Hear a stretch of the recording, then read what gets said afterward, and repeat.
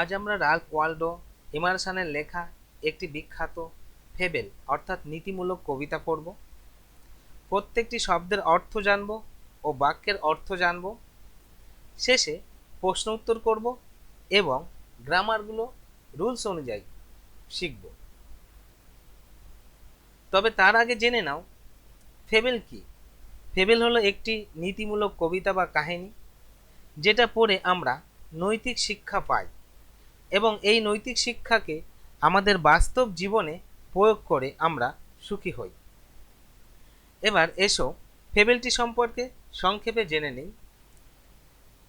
এটি হলো একটি পর্বত এবং একটি কাঠবিড়ালের মধ্যে ঘটা বিবাদমূলক কথোপকথন, যেখানে একটি পর্বত একটি কাঠবিড়ালিকে হেয় সম্পূর্ণ করে তার ক্ষুদ্রতার জন্য, আর তার প্রতি উত্তরে কাঠবিড়ালি যা বলে সেটাই হলো এই কবিতার মূল বিষয়বস্তু। এবার আমরা কবিতাটি লাইন টু লাইন পড়ব, ওয়ার্ড টু ওয়ার্ড পড়ব এবং উপভোগ করব। তো এসো। The mountain and the squirrel had a quarrel, অর্থাৎ এই যে বাক্যটা আছে, মাউন্টেন অ্যান্ড দ্য স্কুইরেল, পর্বত এবং কাঠবিড়ালি দুজনের মধ্যে হ্যাড ছিল এ কোয়ারেল, একটা ঝগড়া ছিল, অর্থাৎ পর্বত এবং কাঠবিড়ালির মধ্যে একটা ঝগড়া ছিল বা বিবাদ ছিল। এবার তুমি যদি এটাকে এরকম ভাবে ধরো, পর্বত এবং কাঠবিড়ালির মধ্যে একটা বিবাদ বেঁধেছিল, সেটাও হবে, কিন্তু আক্ষরিক অর্থে টেন্স অনুযায়ী বলতে গেলে তোমাকে ঠিক এইভাবে এই গঠনে ফেলে করতে হবে। Subject plus had plus object, অর্থাৎ have verb the simple tense. এই বাক্যটার অর্থ বলতে গেলে তোমাকে ছিল কথাটা যোগ করে বলতে হবে, সেই ভাবেই হয়েছে বলে এটা এরকম অর্থ হয়। The mountain and the squirrel had a quarrel, অর্থাৎ পর্বত এবং কাঠবিড়ালির মধ্যে একটা ঝগড়া বা বিবাদ ছিল। পরের লাইনটা দেখো, and the former called the latter. Former বলতে কি, পূর্বজন ব্যক্তি, অর্থাৎ পূর্ববর্তী ব্যক্তি, কল্ড ডাকলো বা বললো, দ্য লেটার পরবর্তী ব্যক্তিকে, অর্থাৎ মাউন্টেন হলো পূর্ববর্তী ব্যক্তি অ্যান্ড স্কুইরেল হলো পরবর্তী ব্যক্তি, অর্থাৎ পরবর্তী ব্যক্তিকে পূর্ববর্তী ব্যক্তি, অর্থাৎ মাউন্টেন কাঠবিড়ালিকে বলল, কি বলল, লিটিল পিগ। পিগ মানে তোমরা জানো নীতিবাগীশ ব্যক্তি। তো নীতিবাগীশ ব্যক্তি বলে, ছোট্ট নীতিবাগীশ ব্যক্তি বলে তাকে হেয় সম্পূর্ণ করলো কে, অর্থাৎ এই মাউন্টেন, অর্থাৎ পূর্বজন ব্যক্তি। কাকে করলো, লেটার। লেটার অর্থাৎ এই যে কাঠবিড়ালিকে কি বলে হেয় সম্পূর্ণ করলো, লিটিল প্রিগ, ছোট্ট নীতিবাগীশ ব্যক্তি বলে তাকে হেয় সম্পূর্ণ করলো। এবার দেখো বান। তোমরা জানো স্কুইরেল মানে কাঠবিড়ালি, চলতি ভাষায় কাঠবিড়ালিকে আমরা বান বলেও ডাকি, তাই এখানে কি হলো, বান অর্থাৎ কাঠবিড়ালি। রিপ্লাই, রিপ্লাই উত্তর দেয়া, এটা ভার্ব ফার্স্ট ইনডিফিনাইট টেন্সে হওয়ার জন্য কি হলো, রিপ্লাই। রিপ্লাইড উত্তর দিয়েছিল, অর্থাৎ দিয়েছিল কেন বললাম, এই যে দেয়া কথাটা, অর্থাৎ রিপ্লাই উত্তর দেয়া, এই উত্তর দেয়া কথার সঙ্গে ললে লাম ততে তাম বা তেন লেন এইগুলোর মধ্যে একটা যোগ করে বলতে হবে সাবজেক্টের অর্থ ধরে নিয়ে। ওই জন্য এই বাক্যটার অর্থ হলো কি, এই বাক্যটার অর্থ হলো কাঠবিড়ালিটি বা কাঠবিড়ালি উত্তর দিয়েছিল বা দিল। কি উত্তর দিল, ইউ আর, তুমি হও, ডাউটলেস ভেরি বিগ, তুমি হও নিঃসন্দেহে খুবই বড়, but all sorts of things, কিন্তু সব ধরনের জিনিস, and weather must be taken in together, কিন্তু সব ধরনের জিনিস আর আবহাওয়া, আর কি আবহাওয়া, ওয়েদার মানে আবহাওয়া, must be taken in together, সব কিছুকে একসঙ্গে নিতে হয় বা একসঙ্গে জড়ো করতে হয়, করে কি হয়, টু মেক আপ আ ইয়ার, একটা বছর তৈরি হয়, অ্যান্ড এ স্পেয়ার, একটা জগৎ অর্থাৎ দুনিয়া তৈরি হয়, অর্থাৎ এই পৃথিবীতে সব কিছুকেই নিয়ে তৈরি হয়েছে, অর্থাৎ এই পৃথিবীটা সব কিছুকে নিয়েই তৈরি হয়েছে, ছোট বড় ভালো মন্দ সব কিছুকে নিয়েই এই পৃথিবীটা তৈরি হয়েছে, এটাই বলতে চাচ্ছে কি কাঠবিড়ালি। অর্থাৎ কাঠবিড়ালি যে ক্ষুদ্র, তার জন্য সে যে হেয় সম্পূর্ণ করে না নিজেকে, সেটা আমরা এখান থেকে বুঝতে পারবো। তার পরের লাইনে দেখো, অ্যান্ড আই থিঙ্ক এবং আমার মনে হয় এখানে আইটাকে আই বলতে এখানে স্কুডেলকে বলা হয়েছে, অর্থাৎ এই কাঠবিড়ালিকে আই বলা হয়েছে। কাঠবিড়ালিটি কি বলছে? কাঠবিড়ালি বলছে অ্যান্ড আই থিঙ্ক, আমি মনে করি, আই থিঙ্ক অর্থাৎ আমি মনে করি, ইট নো ডিসগ্রেস, এটা লজ্জার কোনো কারণ নেই, টু অকুপাই মাই প্লেস, অর্থাৎ এটা লজ্জার কোনো কারণ নেই, আমি যে জায়গায় আছি বা যে জায়গাটাতে আমি ধারণ করে আছি তাতে আমার লজ্জার কোনো কারণ নেই। তার পরের লাইনে কি বলছে?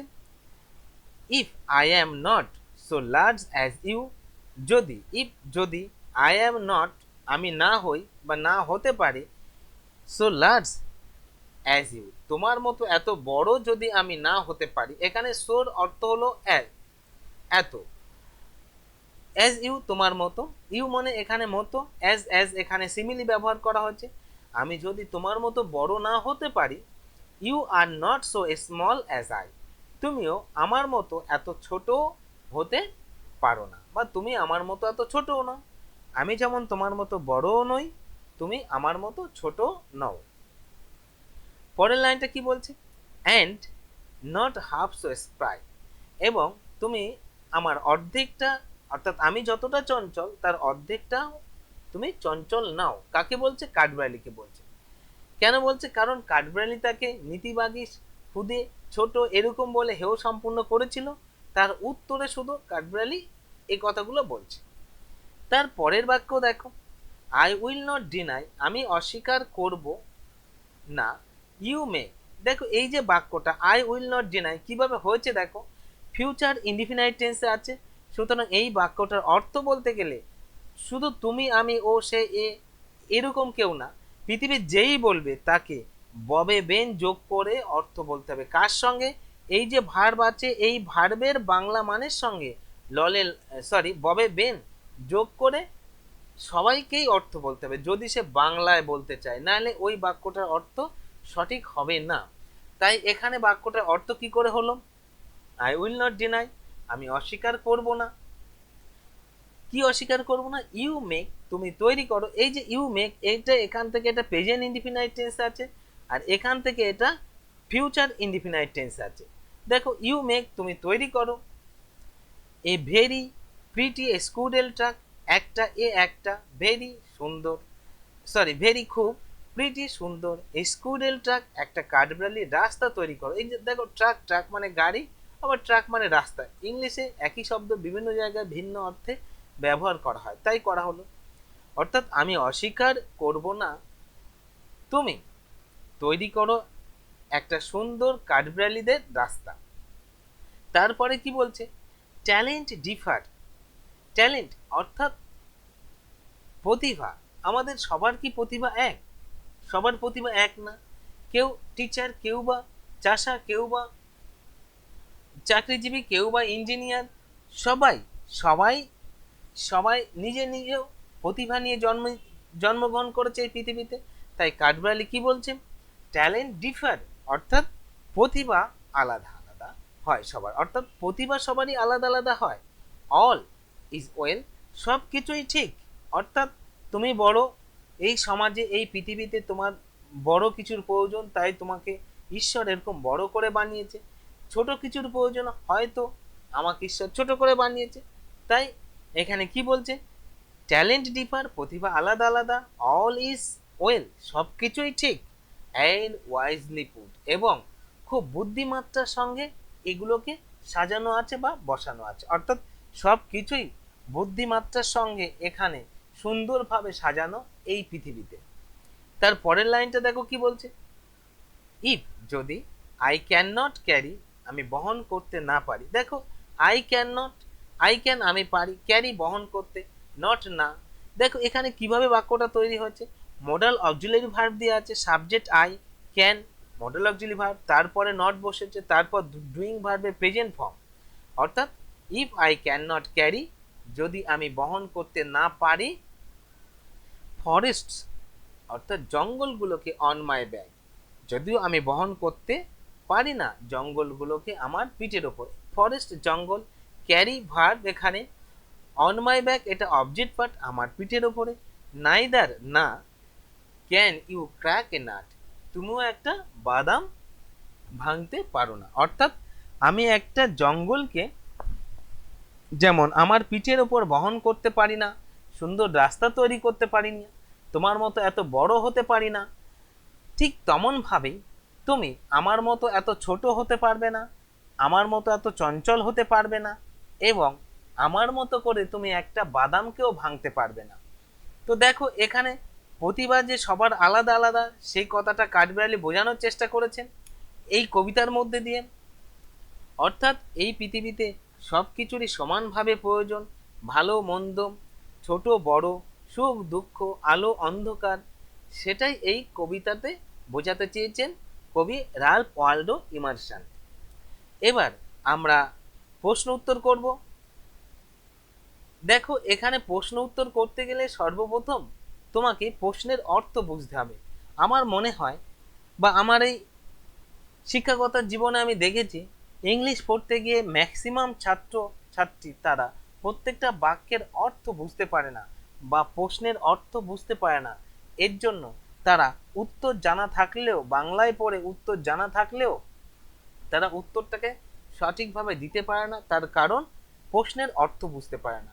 তো আমি চেষ্টা করব সবাইকে প্রশ্নের অর্থ বোঝানোর পর তারপর তাদেরকে জিজ্ঞাসা করে উত্তর করানোর।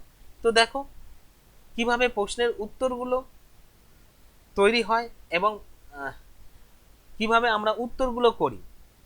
Choose the correct alternative to complete the following sentence. Choose পছন্দ করা, ইম্পারেটিভ সেন্টেন্স হওয়ার জন্য কি হচ্ছে পছন্দ করো। কারেক্ট অল্টারনেটিভ অর্থাৎ সঠিক বিকল্পটি, টু কমপ্লিট সম্পূর্ণ করতে, এটা ইনফিনিটিভের ব্যবহার করা হচ্ছে, অর্থাৎ পছন্দ করো বা বেছে নাও সঠিক বিকল্পটি। কারেক্ট দ্য কারেক্ট সঠিক, অল্টারনেটিভ বিকল্পটি, টু কমপ্লিট সম্পূর্ণ করতে, দ্য ফলোয়িং সেন্টেন্সেস নিচের বাক্যগুলোকে সম্পূর্ণ করতে সঠিক বিকল্পটি বেছে নাও। তো দেখো প্রশ্নের অর্থ তুমি আগে বোঝার চেষ্টা করো, তাহলে তুমি সহজেই উত্তর করতে পারবে। The quarrel was between the mountain and the dash. এখানে কি বলছে র্যাবিট, র্যাবিট খরগোশের মধ্যে ছিল, র্যাট ইঁদুরের মধ্যে ছিল, আর কি ক্যাট বিড়ালের সঙ্গে ছিল, আর কি স্কুইরেল। তো দেখো আমরা প্রথমেই পড়েছি এই কবিতার মধ্যে দুটি চরিত্র আছে, একটি হলো পর্বত, অপরটি হলো কাঠবিড়ালি, এবং এদের দুজনের মধ্যেই বিবাদ বা ঝগড়াটা বেঁধেছিল বা কথোপকথনমূলক সংঘাত বেঁধেছিল। তো দেখো এখানে উত্তরটা হবে কি স্কুইরেল, উত্তরটা কি হবে স্কুইরেল, উত্তরটা হবে। তারপরের বাক্যটা দেখো এবং প্রশ্নের উত্তরটা বুঝে নাও। বান হ্যাজ নো ডাউট, তো আছে, আছে English subject plus haves plus object, এর অর্থ হলো আছে।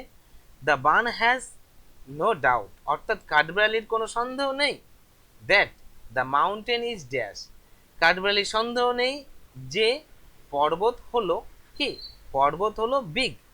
এখানে স্মল, নোবেল, মহৎ, কাইন্ড, এখানে উত্তরটা হবে কি বিগ, পর্বতটা যে বড় এতে কাঠবিড়ালির কোনো সন্দেহ নেই।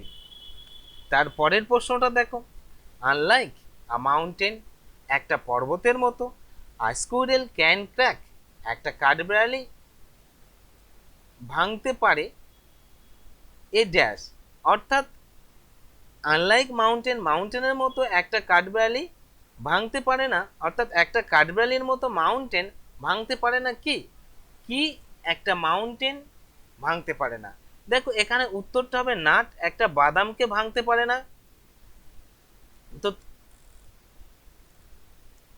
তারপরের প্রশ্নের উত্তরে আমরা চলে যাব। দেখো আমি এটা টেক্সট বুক থেকে লিখে রেখেছি তোমাদের সুবিধার জন্য, এখানে যদি আমি তোমাদের পড়াতে পড়াতে আবার লিখতে যাই it will take a lot of time and you will be angry with me, so I have written all these question, I have written all these answers here। তো আমি চেষ্টা করব সবাইকে প্রশ্নের অর্থ বোঝানোর জন্য, তারপর তোমরাই উত্তরটা করতে পারবে এবং সত্যি কিনা মিথ্যে বাক্যটা বলতে পারবে। দেখো স্টেট, স্টেট মানে কি, এটাই ভার্ব আমরা সব থেকে বেশি ব্যবহার করে থাকি স্টেটমেন্ট হিসাবে, তারপরেই এখানে দেয়া আছে। তো স্টেট বর্ণনা করো, হোয়েদার দ্য ফলোয়িং সেন্টেন্সেস নিচের বাক্যগুলো হয় আর হয় ট্রু অর ফলস, অর্থাৎ বর্ণনা করো যদি কিনা নিম্নলিখিত স্টেটমেন্ট বর্ণনাগুলো হয় সত্যি অথবা মিথ্যে। সত্যি কিনা মিথ্যে সেটা বর্ণনা করতে বলছে তোমাকে। তারপর কি বলছে, প্রোভাইড। গিভ মানে কি তোমরা জানো, গিভ মানে দেয়া, প্রোভাইড মানে দেয়া বা সরবরাহ, সরবরাহ করা। সরবরাহ করো sentences, phrase or word in support of your answer, এবং তোমার উত্তরের সাপেক্ষে কি করবে, ফ্রেজ অনুচ্ছেদ, বাক্য অথবা কি ওয়ার্ডস, কয়েকটা কথা, এগুলোকে তোমার দিতে হবে বা সরবরাহ করতে হবে তোমার উত্তরের সাপেক্ষে। তুমি যে সত্যি বললে সেটা প্রমাণ করার জন্য তোমাকে একটা যুক্তি দিতে হবে। সেই যুক্তিটা কোত্থেকে নিয়ে দেবে, তোমাকে ওই টেক্সট থেকে যুক্তিটাকে নিয়ে দিতে হবে। তো দেখো, the mountain call the স্কোরেল little burn. The mountain পর্বত, কল্ড মানে কি বলা, বলেছিল বা ডেকেছিল। দ্য স্কুইরেল কাঠবিড়ালিটাকে কি বলেছিল, লিটিল বার্ন ছোট্ট কাঠবিড়ালি বলেছিল না, এটা বলেনি। তোমরা এখানে জানো কি বলেছিল, লিটিল পিগ বলেছিল। কি বলেছিল, এখানে উত্তরটা আছে লিটিল পিগ বলেছিল, সুতরাং এটা ভুল, অর্থাৎ কথাটা ভুল, তাহলে এটা ফলস হলো।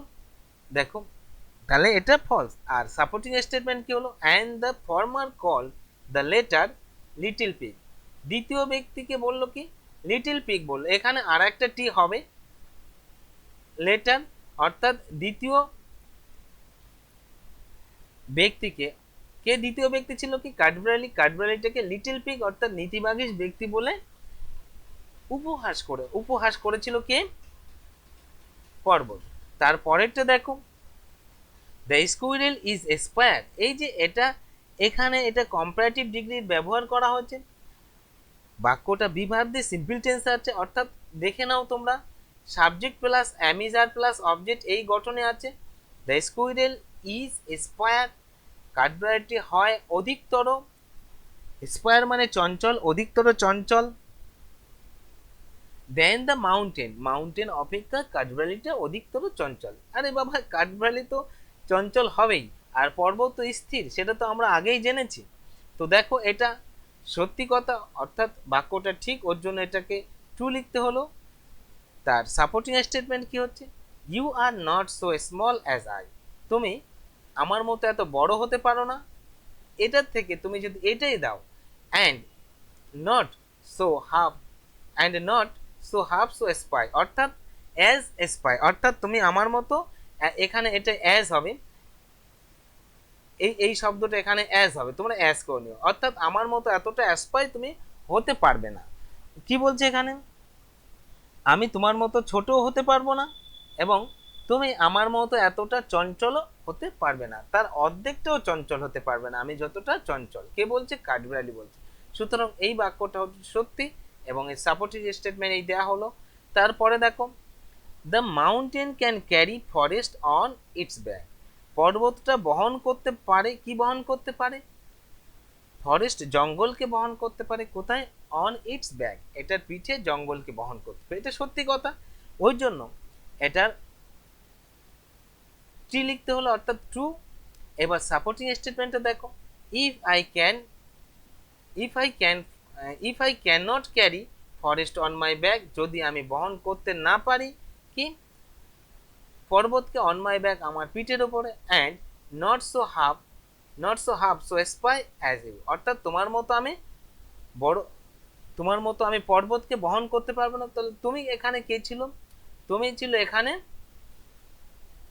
মাউন্টেন, সুতরাং এটা সত্যি। তারপরের বাক্যটা দেখো, তারপরের বাক্য আমি এখানে আনসারগুলো লিখে নিয়েছি যাতে তোমাদের সুবিধা হয়, তোমরা একটু ভালো করে দেখে নাও, প্রশ্নের মানেটা বোঝার চেষ্টা করবে, তাহলে তুমি সহজেই পারবে। হু হ্যাড, পরের কোশ্চেন কি বলছে, হু হ্যাড, হ্যাড মানে কি ছিল, হু কার, হ্যাড ছিল বা কাদের ছিল, এ কোয়ারেল একটা ঝগড়া, এখানে কোয়ারেলটাকে কিন্তু নাউন হিসেবে ব্যবহার করা হচ্ছে। Who had a quarrel with the squirrel, কাঠবিড়ালির সঙ্গে কার ঝগড়া ছিল, এখানে হু সিঙ্গুলার নাম্বার হিসেবে ধরা হচ্ছে, ওই জন্য এখানে এর অর্থ হলো কি, কে বা কার, কার একটা ঝগড়া ছিল কাঠবিড়ালির সঙ্গে। তো উত্তরটা কি হচ্ছে দেখো, the mountain had a quarrel, একটা ঝগড়া উইথ দ্য স্কুইরেল। মাউন্টেন অর্থাৎ পর্বতের ছিল একটা ঝগড়া, কার সঙ্গে ছিল? এই স্কুইরেলের সঙ্গে ছিল, অর্থাৎ কাঠবিড়ালির সঙ্গে পর্বতের একটা ঝগড়া ছিল। তুমি দেখো উত্তর করার অর্থাৎ প্রশ্নের উত্তর করার সহজ সিস্টেম তুমি একবার বুঝে নাও।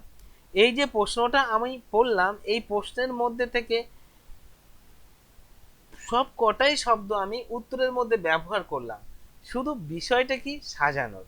এখানে দেখো হুর জায়গায় শুধুমাত্র আমি বসিয়ে দিয়েছি কি মাউন্টেন, আর পুরোটা ওখানে সেম রেখে দিয়েছি। দেখো তো হু দিয়ে কোশ্চেন করলে এটাই মজা, শুধু হুর জায়গায় সাবজেক্ট পার্টটা বসিয়ে দিয়ে বাকি সব অংশটা আমরা লিখে দিলেই উত্তর হয়ে যাবে। তারপরের প্রশ্নটা দেখো, what is not a disgrace to the squirrel. কোনটা একটা লজ্জার বিষয় না কার কাছে? কাঠবিড়ালির কাছে। কাঠবিড়ালির কাছে কোনটা একটা লজ্জার বিষয় না? তো দেখে নাও কাঠবিড়ালির কাছে কোনটা লজ্জার বিষয় না। Occupying his place is not disgrace to the squirrel, অর্থাৎ তার নিজের জায়গায় অবস্থান করাটাই লজ্জার কোনো কারণ নয়। কে বলছে? এটা কাঠবিড়ালি বলছে। তারপরের কোশ্চেনটা দেখো, what is it that squirrel does not deny. এটা কি যেটাকে কাঠবিড়ালি অস্বীকার করে না? উত্তরটা দেখো কি হচ্ছে, the squirrel does not deny, কাঠবিড়ালি অস্বীকার করে না। এটা প্রেজেন্ট ইনডিফিনাইট টেন্সে উত্তরটা লেখা হচ্ছে। এই যে ডাজ নট, যেহেতু কাঠবিড়ালি থার্ড পারসন সিঙ্গুলার নাম্বার, ওই জন্য ডু এর সঙ্গে এস বা ইয়ে যুক্ত করা হচ্ছে প্রেজেন্ট ইনডিফিনাইট টেন্সের গঠনে, এবং নেগেটিভ সেন্টেন্স হওয়ার জন্য নো অথবা নট এর মধ্যে একটা আনা হচ্ছে। অর্থাৎ the squirrel does not deny, কাঠবিড়ালিটি অস্বীকার করে না। কি অস্বীকার করে না? That the mountain make a squirrel track, অর্থাৎ পর্বত তৈরি করতে পারে বা তৈরি করে একটা সুন্দর কাঠবিড়ালির রাস্তা, এটাকে কাঠবিড়ালি অস্বীকার করে না। তো দেখো প্রশ্ন উত্তরগুলো আমি করালাম তোমাদেরকে। এবার দেখো আমরা ফ্রেজাল ভার্ব পড়ব। দেখো ফ্রেজাল ভার্বের আমি একটা লিস্ট বানিয়েছি, সেটা তোমরা চাইলে ডেসক্রিপশন থেকে লিংক নিয়ে সেটার থেকে তোমরা নিতে পারো ফ্রেজাল ভার্বের লিঙ্কটা। এবার দেখো এখানে ফ্রেজাল ভার্ব বসাতে বলছে, replace the underline word with the phrasal verb from the list given below. Replace the underline word, এই যে আন্ডারলাইন ওয়ার্ডটা কি? আন্ডারলাইন ওয়ার্ডটা হলো ভার্ব। আন্ডারলাইন ওয়ার্ডটা কি? আন্ডারলাইন ওয়ার্ডটা হলো ভার্ব, অর্থাৎ এই ভার্বটার পরিবর্তে ফ্রেজাল ভার্ব বসাতে বলছে। এটাই তো ব্যাপার। Change the form of the verb where necessary. Change মানে কি? পরিবর্তন করা। পরিবর্তন করো ভার্বের রূপ। এখানে দেখো এই ফর্মটা কি? ফর্মটা হলো রূপ, অর্থাৎ রূপটা পরিবর্তন করো। If they are necessary, if necessary বা ইফ হোয়ার নেসেসারি, যেখানে প্রয়োজন হবে, যদি প্রয়োজন হয় এরকম দিতে পারে। যদি প্রয়োজন হয় তাহলে ভার্বের রূপটা পরিবর্তন করো। তো ভার্ব কটা রূপে ব্যবহার করা হয়? ভার্বের মোট 5টি রূপ। কি? Present form, past form, past participle form, ING যুক্ত ফর্ম, আর কি ফর্ম আছে? আর ইনফিনিটিভ ফর্ম আছে। এই হলো। তো এখানে দেখো এখানে যে ভার্বটা আছে, এই ভার্বটা যে রূপে আছে সেই রূপে আমাকে ভার্বটা পরিবর্তন করতে হবে। দেখো এটা মেট হয়ে আছে, অর্থাৎ ফার্স্ট ইনডিফিনাইট টেন্সের গঠনে বাক্যটা আছে। এবার শোনো, ফ্রেজাল ভার্বটা তৈরি হয় কি দিয়ে? একটা ভার্ব এবং একটা প্রিপোজিশন দিয়ে তৈরি হয়। তাহলে আমি পরিবর্তন করব কি? ভার্বের রূপের পরিবর্তন করব। তাহলে সাক্ষাৎ করা এর ফ্রেজাল ভার্ব হবে কি? Come across. এটা কেম অ্যাক্রস কেন হলো? যেহেতু এটা পাস্ট ইনডিফিনাইট টেন্সে আছে বাক্যটা, অর্থাৎ এই যে মেট কথাটা এটা পাস্ট ফর্মে আছে, ওই জন্য এটাকে কি করতে হলো? আমাকে পাস্ট ফর্মে করতে হলো। বুঝতে পেরেছো? তারপর দেখো, অর্থাৎ তোমাকে প্রথমে ডুইং ভার্বের মানে জানতে হবে। আমার ডুইং ভার্বের একটা সুন্দর লিস্ট বানানো আছে, তোমরা সেটা নিতে পারো আমার থেকে। তারপর দেখো, Tanushree does not tolerate cruel behaviour to animal. Tanushree সহ্য করতে পারে না নিষ্ঠুর আচরণ প্রাণীদের প্রতি। তো এখানে দেখো এই যে টলারেটটা হচ্ছে ভার্ব। এই ভার্বটার মানে তোমাকে আগে জানতে হবে। টলারেট মানে হচ্ছে সহ্য করা, আর সহ্য করা ইংলিশ কি? ফ্রেজাল ভার্বে সহ্য করা ইংলিশ পুট আপ উইথ। দেখো পুট পুট পুট, এখানেই মজা। এটা ওই জন্য এটা present form, past form, past participle form, যেই ফর্ম দাও না কেন আইনজি যুক্ত ফর্ম বাদে একই থাকবে। তো দেখো পুট আপ উইথ, অর্থাৎ Tanushree can not put up with the cruel behaviour to animal. তাহলে এই যে টলারেট, এই আন্ডারলাইন শব্দটার এখানে আমি কি বসাবো? পুট আপ উইথ বসাবো। আর একটা ফেজাল ভার্ব কি? পুট আপ উইথ এর আর একটা ফেজাল ভার্ব হলো বেয়ার উইথ। তো এখানে বেয়ার উইথ লিখে দেওয়া হলো, যেহেতু তোমাদেরকে লিস্ট থেকে নিয়ে দিতে বলবে, সুতরাং যেটা লিস্টের মধ্যে আছে সেটাই তুমি দেবে, অর্থাৎ পুট আপ উইথ এটা দেবে। আমি তোমাদেরকে একটা এক্সট্রা দিয়ে দিলাম, যদি পুট আপ উইথ না থেকে লিস্টের মধ্যে বেয়ার উইথ থাকে তাহলে সেটাই দেবে। পরের বাক্যটা দেখো, হিজ প্রপোজাল ওয়াজ রিজেক্টেড, তার প্রস্তাবটি রিজেক্ট করা হচ্ছিল, অর্থাৎ বাতিল করা হচ্ছিল। বাতিল করা ইংলিশ কি? Turn down. এখানে দেখো ফ্রেজাল ভার্বটা কেন আমি পাস্ট ফর্মে দিলাম, তার কারণ হচ্ছে ডুইং ভার্বটা পাস্ট ফর্মে আছে, সরি ডুইং ভার্বটা পাস্ট পার্টিসিপেল ফর্মে আছে, আর পুরো বাক্যটা আছে পাস্ট ইনডিফিনাইট টেন্সে প্যাসিভ ভয়েসের গঠনে। দেখো হিজ প্রপোজাল ওয়াজ রিজেক্টেড, তো পাস্ট ইনডিফিনাইট টেন্সের গঠন কি? Subject plus V two plus object, এর ফ্রেজাল সরি এর প্যাসিভ ভয়েস করলে কি? অবজেক্ট প্লাস ওয়াজ আর প্লাস ভি3 প্লাস বাই প্লাস সাবজেক্ট, ঠিক ওইভাবে হয়ে আছে। ওর জন্য এটা কি হলো? টার্ন ডাউন, অর্থাৎ এটা রিজেক্ট কথাটি ইডিযুক্ত করে পাস্ট পার্টিসিপেল ফর্মে নিয়ে যাওয়া হয়েছে, ওর জন্য টার্ন এর সঙ্গে ইডিযুক্ত করে পাস্ট পার্টিসিপেল ফর্ম করা হলো। এরপরে আমরা ভয়েস চেঞ্জ করব। দেখো ভয়েস চেঞ্জ খুবই মজার। If you do not know tense you will know nothing of English, I can make you sure about that. দেখো কিভাবে হচ্ছে বাক্যটা। তো তুমি যদি ভার্ব এবং টেন্স না জানো, তুমি ইংলিশের কিছুই জানতে পারবে না, এটা আমি তোমাকে নিশ্চিত করে বলতে পারি। তুমি একটা বাক্যের অর্থ বুঝতে পারবে না, বলতে পারবে না, লিখতে পারবে না। মুখস্থ করা বিষয়টা আকাশ পাতাল ফারাক, সে তোমার কতক্ষণের জন্য স্থায়ী হবে সেটা তুমি জানতে পারবে। তো দেখো কিভাবে হচ্ছে এখানে। আমি এখানে টেন্সের গঠন দেখিয়ে ভয়েস চেঞ্জের গঠনটা দেখাবো। তোমরা অনেকক্ষণ আমার সঙ্গে আছো, আর একটুখানি সময় দাও, তাহলে পুরো বিষয়টা বুঝে নিতে পারবে। Change the voice of the following sentence, পরিবর্তন করো কি? ভয়েস, অর্থাৎ বাচ্য পরিবর্তন করো, অফ দ্য ফলোয়িং সেন্টেন্স, নিচের বাক্যগুলোর বাচ্য পরিবর্তন করো। অর্থাৎ অ্যাক্টিভ ভয়েসে আছে এগুলোকে প্যাসিভ ভয়েসে নিয়ে যেতে হবে। দেখো আমি এখানে একটা সুন্দর করে প্যাসিভ ভয়েসের গঠন লিখেছি। দেখো সুন্দর কি খুশি সেটা তোমরাই বলবে। আমি একটা গঠন লিখেছি, তোমাদের যদি ভালো লাগে তাহলে তোমরা সুন্দর বলতে পারো, চ্যানেলটাকে লাইক করতে পারো, সাবস্ক্রাইব করতে পারো এবং শেয়ার করতে পারো।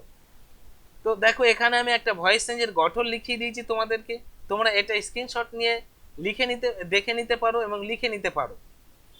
তো দেখো এখানে বাক্যটা কি আছে ভয়েস চেঞ্জের? লক দ্য ডোর, দরজাটা বন্ধ করো। আচ্ছা এটা কি? এটা ইম্পারেটিভ সেন্টেন্স আছে। তো ইম্পারেটিভ সেন্টেন্সের ভয়েস চেঞ্জের গঠন আছে মোট দুটি। সেটা কি? Let plus object plus be plus ভার্বের থার্ড ফর্ম, অর্থাৎ ভার্বের 3 নাম্বার রূপ, পাস্ট পার্টিসিপেল ফর্ম। আর একটা কি আছে? আরেকটি আছে আরেকটি ইম্পারেটিভ সেন্টেন্সের ভয়েস চেঞ্জের গঠন হলো কি? You are order requested, advice তিনটের মধ্যে একটা, তারপর টু, তারপর ডুইং ভার্বের প্রেজেন্ট ফর্ম, তারপর অবজেক্ট। এখানে দেখো আমি দুটি গঠন লিখে দিয়েছি তোমাদেরকে, তোমরা একটু করে দেখে নাও। ইম্পারেটিভ সেন্টেন্স এখানে ছোট করে লিখেছি প্লিজ অথবা don't plus verb plus object, অর্থাৎ প্লিজ ডোন্ট এটা থাক বা না থাক বিষয়টা তা না, যদি ভার্ব প্লাস অবজেক্ট থাকে তাহলে এটার গঠন কি? Let plus object plus be plus ভি3 প্লাস অবজেক্ট, এই গঠনে লিখতে হবে। অথবা এটাকে তুমি এই গঠনে নিয়ে যেতে পারো, you are requested advice order plus to plus verb plus object, এই গঠন নিয়ে আসতে পারো। সুতরাং এখান থেকে তোমরা দেখো কত সুন্দর করে গঠনটা আমি এখানে তৈরি করেছি। তো এই যে নট, নট যখন ডোন্ট থাকবে তখন আমরা এখানে নট বসাবো, নাহলে নটটা দেব না। এবার তোমরা দেখে নাও কিভাবে আছে। সুতরাং লক দ্য ডোর, ওইভাবে ওই গঠনে গেলে কি হবে? Let the door be locked, দরজাটা বন্ধ করা হোক, এসো দরজাটা বন্ধ করা হোক বা দরজাটা বন্ধ করো।